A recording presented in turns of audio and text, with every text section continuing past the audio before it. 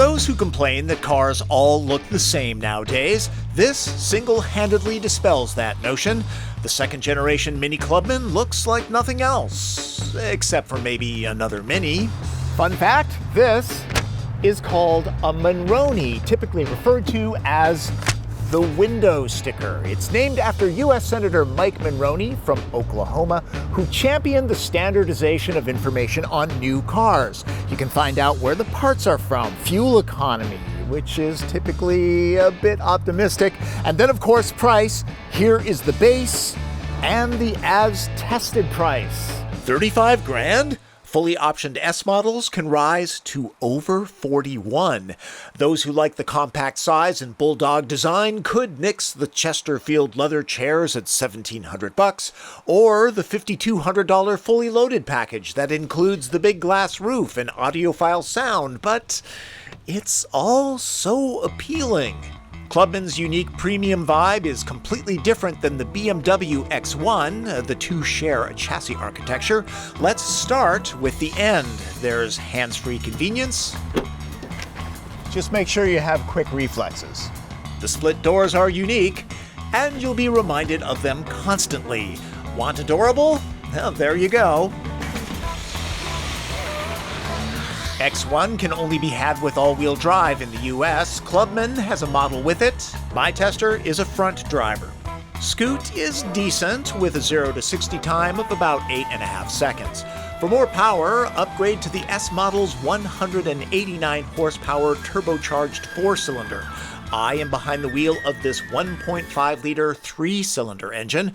Also turbocharged, it pumps out 134 horsepower and 162 pound-feet of torque. I like a startup with character. You'll play with the driving modes just to watch the display go through its various graphics. I know I did.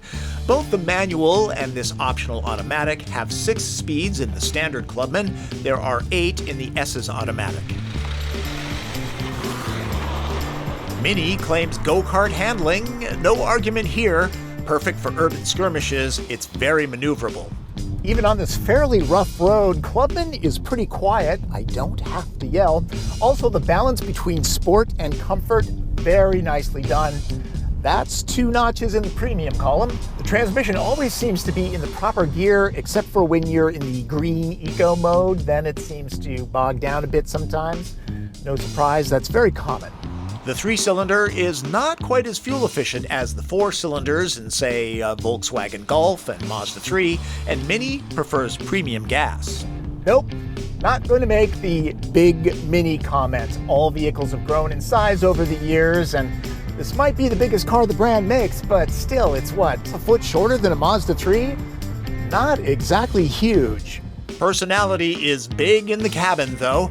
Automakers cut costs by reusing buttons and hardware. Mini's pieces are distinct right down to the pattern on storage cubby liners. Even the warning chimes are very unique. That stuff costs money.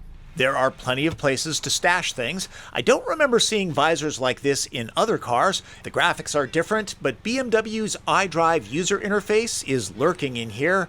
I'm a fan of the handwriting input. There are belts for 3 back here. Keep it to 2 average-sized adults, and they really shouldn't complain. It's not Impala-like room back here, but what do you expect from a brand called Mini? My big gripe is the lack of a center armrest. About the doors, they need to be opened in a certain order and closed in a certain order. 4 packs of the 2-ply are good to go with all seats up. Loading to either side could be problematic in tight parallel parking situations. Since the car is small, it's easy to drop the seats. Doing that creates a decent-sized space, which opens up enough room for an easy dozen packs of TP. Though I'm guessing most of you will load a bike or something. The distinct Mini look, and these, makes it hard to directly compare Clubman to other vehicles, even with Senator Monroney's attempt at standardization.